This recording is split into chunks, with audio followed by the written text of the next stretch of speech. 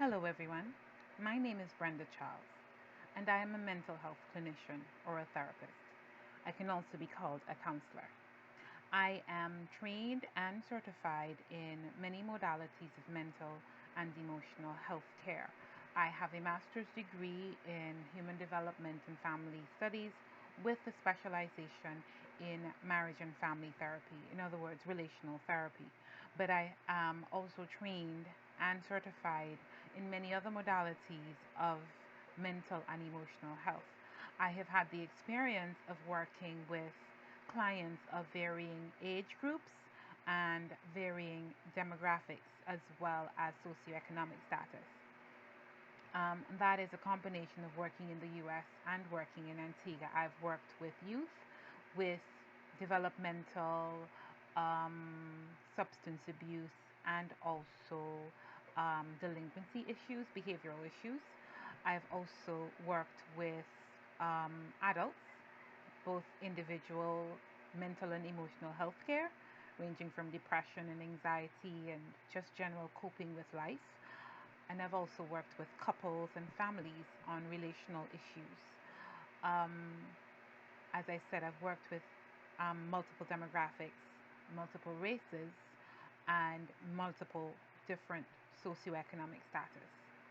I have also had the experience of training. I've trained, assisted with the training of therapists here in Antigua in the school counseling area, and also some therapists from the Ministry of Social Transformation who were part of a training that myself and another clinician was giving in 2018, where we trained them to be trauma-informed therapists, which is what I am, a trauma-informed therapist. That was in 2018. I've also assisted with a mental health session for school counselors in 2020 during the lockdown, helping them to cope with the emotional strain of COVID and preparing them to begin school again, and all of the emotional and mental strain that entailed, how to take care of themselves, that sort of thing. I've also done a similar session with teachers in collaboration with the Ministry of Education to just general health care and self-care, how to take care of yourself mentally and emotionally, especially when you're working in a very stressful and strained environment. All of that to say, I have a wealth of experience and training on which to draw from to discuss with you the topic that I am going to talk to you about today, which is mental health. Mental health is something that I have noticed in Antigua, in the Caribbean as a whole, but in Antigua, where I am from, we ignore, we take for granted, we put on the back burner, we downplay. We downplay the importance of mental health. And I think we do that to our detriment. In the time that we're living in now, life is stacking up the problems. Life is stacking up the problems on us. And sometimes many of us will encounter a point where we cannot cope. But we're not being told that that is okay, that it is okay to not be able to cope. And we're also not being told what to do when we cannot cope. So our people, our citizens, are left to flounder on their own to solve a mental health issue or emotional health issue that they should not be left on their own with. When we encounter physical illnesses, we have a headache, we have a cold, we have a stomachache, we have diabetes, asthma, heart conditions, we go and see a doctor. We may get some home remedies, we try some home remedies, and when they don't work, we go and see a doctor so that a doctor can tell us what's really going on, all the things that might be going on, and how do you get better, what you need to do to get better. Not just medication, but whatever else you need to do to get better. We go to a doctor when we're physically ill. But when we are emotionally and mentally struggling, we do not go and seek help. We're not told that that is okay to go and seek help. As a matter of fact, we're made to feel bad. We're made to feel bad because we are struggling mentally and emotionally. You're made to feel as if you're not mature enough. You're not adult enough. You're not man enough. That's why you're struggling. How are you struggling with this? How is this a problem? How are you falling apart? Why are you falling apart? This is not a big deal. These are all some of the things that we are told when we start to struggle. But let's look at what we're facing right now. We're facing COVID. COVID is still very much with us. Yes, it is. It might be getting, we're getting better at it, and we don't know what's coming after Omicron, if anything comes after Omicron. But we know that we have been struggling with COVID and all the ramifications of that in terms of social distancing and not being able to interact with, many of us not being able to interact with family members as often, not being able to see them, what that entails for work, all of those things, all of the things, the ramifications that come with directly with COVID. Then you have the indirect ramifications of COVID, like the global shipping industry. Now, the global shipping industry had issues before COVID. COVID highlighted and exacerbated those issues till they blew up. So now shipping takes a lot longer and it costs more. So, what is happening in our world right now is our cost of living has gone up. The price of things are increasing. They're more expensive than they were before. Then you now have a war. We have a war in our hands. And you may think, what does this have to do with us here in Little Antigua? Because this war is between Russia and the Ukraine all the way in Europe.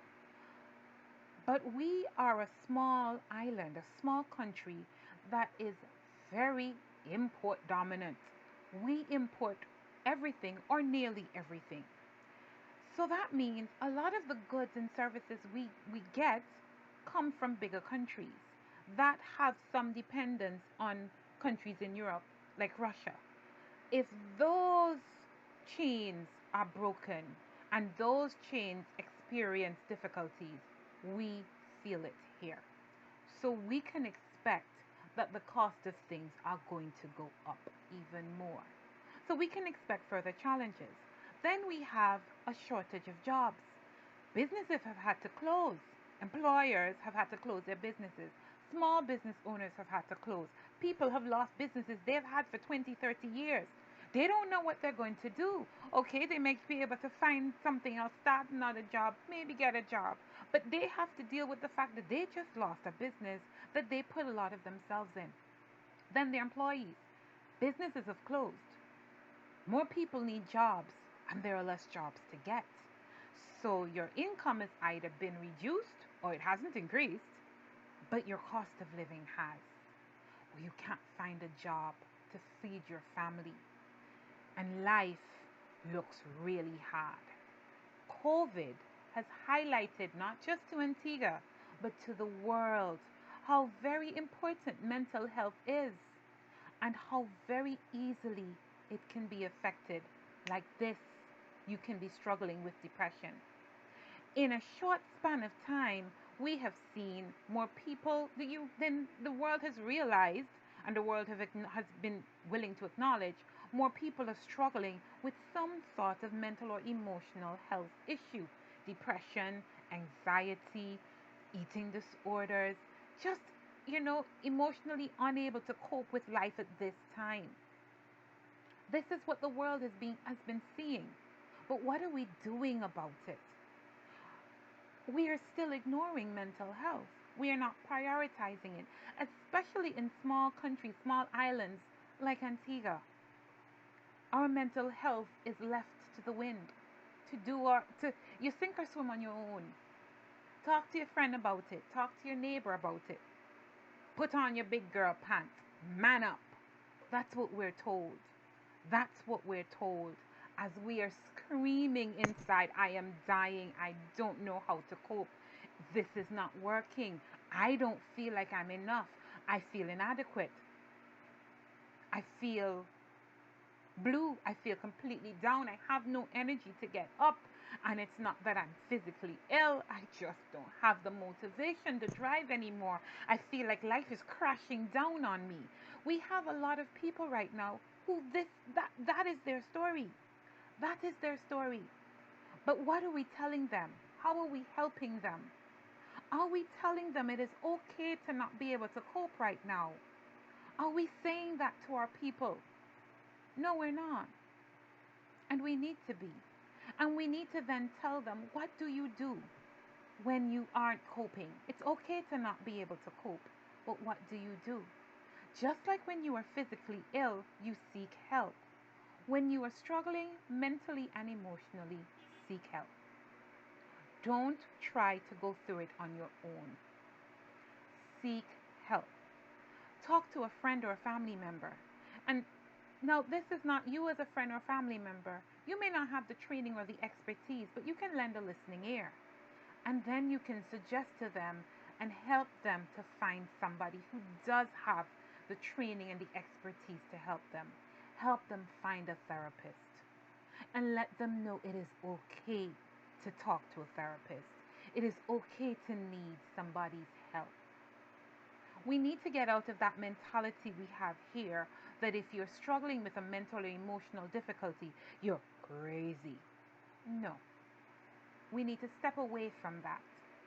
We need to embrace our mental health and we need to understand its importance, that it can affect every area of our lives, including our physical health. So we cannot take this for granted anymore. We cannot ignore it. We cannot not prioritize our mental health. Right now, we have, as a lecturer at the Antigua State College, I have had students who've had to, they've had a project to do where they have to pick a topic to discuss. And we've had to tell them one topic per person. Multiple people cannot be talking about the same topics. But even though we said that, one topic kept coming up. A lot of them had the same topic they wanted to talk about. And that was mental health or depression in youth. Because this was the thing that they felt was most important to them. It was what was heaviest on their minds and their hearts. And a lot of what they had to say was that they felt it was being ignored. They felt they were left on their own to deal with this. There is not enough awareness. There is not enough help to be had. These are our youth. They are struggling and they are saying they feel alone. Then you have our teachers. Someone called me to speak to their teachers at their school, and she started by saying they are not coping well. This is our reality, people. We aren't coping well right now. Things are really hard. We are going through a lot. And we are not telling our people it is okay not to be able to cope. And we're not giving them help, giving them the tools to equipping them to get better, to get out of that place where they can't cope, to a place where they can mentally and emotionally. We're not telling them what to do because many of us do not know what to do. But you should be able to find someone who does. There are more therapists in Antigua now than there were 10, 15 years ago. There are therapists available. Find somebody who can give you the help that you need. Do not go through it on your own.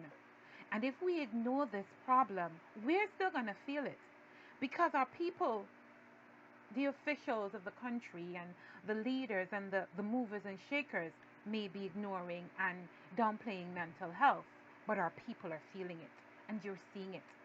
Our substance abuse rate is going up because people are self-medicating to solve and to cope with their problems. So we're seeing increase of substance abuse, increase of substance-induced psychosis, and younger people going through these mental breakdowns, walking the streets. Why? Because they're medicating with substances that then cause them to have a mental breakdown, including marijuana. Yes, it does do that to you. So they need help. Then you have crime rates going up. You have rates of violence and violent crimes going up.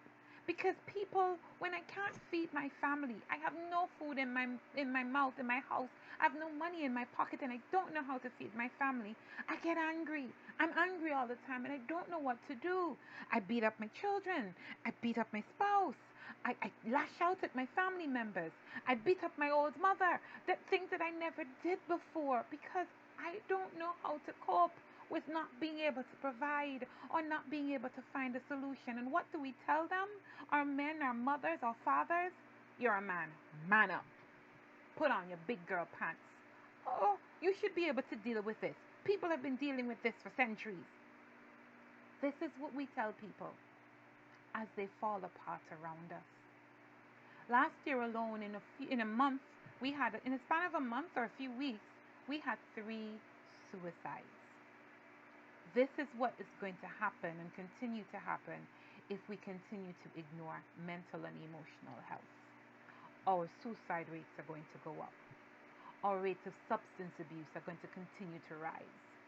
The rate of mental psychosis is going to go up, and the younger people are going to start having these more and more because their brains are young and still developing, and they're taking a substance that will impact it because they can't cope with life. And nobody is giving them the tools they need, and nobody is pointing them in the direction of someone who can help. So my plea to you is, if you are struggling mentally and emotionally, don't go through it on your own. Don't think you're crazy, or there's something wrong with you, or you're not mature enough and you're not strong enough. It's okay to not be strong enough. We all go through it. Every one of us have a point where we're not strong enough. The difference between us who get through it and those who don't is help. Seek help. Find somebody who can help you. Find a therapist. Find a counselor. Talk to somebody. We need to prioritize mental and emotional health in this country, or our people are going to face a mental health crisis. So that is my plea to you. Seek help. We need to realize that our mental health is just as important as our physical health, and sometimes even more so, because our mental health can affect our physical health. So we need to prioritize mental health in this country. And if you or someone you know is struggling with life as it is right now, you feel you need to talk to someone, please call. Please call. Call someone. You can call me at 770-6297. But call someone. Talk to someone. Do not go through it on your own. You are not alone.